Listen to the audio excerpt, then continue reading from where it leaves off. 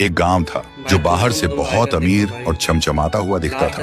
वहां के लोगों के पास बड़े बड़े महल थे, सोने की गाड़ियां थीं, लेकिन किसी के चेहरे पर कोई खुशी या हंसी नहीं थी। और इस अमीरी का राज गांव के बाहर एक घने जंगल में छुपा था। जंगल के बीचों बीच एक पुराने पेड़ के साथ एक काला शीशा खड़ा था। कहते हैं जो भी रात के ठीक 3 बजे उस शीशे के सामने जाकर अपनी कोई परेशानी उस शीशे को दे देता, शीशा उसके बदले उसे करोड़ों की दौलत देता था। इसी दौलत के लिए किसी ने अपनी नींद का सौदा कर लिया, किसी ने अपनी खुशी बेच दी और किसी ने अपना डर शीशे को दे दिया। इसीलिए लोगों के पास पैसा तो बहुत आ गया था, लेकिन वो अंदर से पत्थर के बन चुके थे। इसी गांव में थुंग थुंग रहता था, अपनी बीवी और 1 साल के बच्चे के साथ। थुंग थुंग के पास एक फूटी कौड़ी नहीं थी। कभी कभी तो कई दिनों तक भूखा ही सो जाता और गांव वाले अक्सर उसके पास आते और बिना किसी भाव के कहते, अरे थुंग थुंग, तू क्यों इतनी तकलीफ सह रहा है? जाकर अपनी कोई भावना उस शीशे को दे दे और हमारी तरह अमीर बन जा। लेकिन थुंग थुंग हमेशा कहता, मेरी इंसानियत और मेरे जज्बात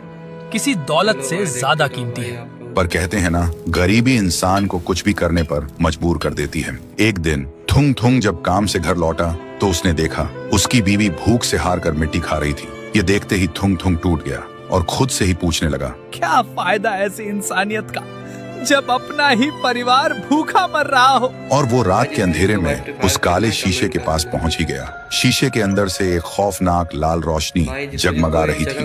तभी एक डरावनी आवाज गूंजी, आओ मुझे अपनी कोई सबसे प्यारी भावना दो और बदले में दुनिया की सारी दौलत ले जाओ। थुंग थुंग ने रोते हुए कहा, मेरे पास कुछ नहीं है, बस ये मेरी गरीबी का दर्द और मेरे आंसू है।